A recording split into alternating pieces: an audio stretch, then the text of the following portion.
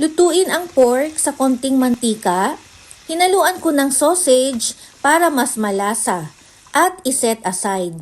Lutuin ang mga sahog na gulay, mas maraming gulay, mas colorful at healthy.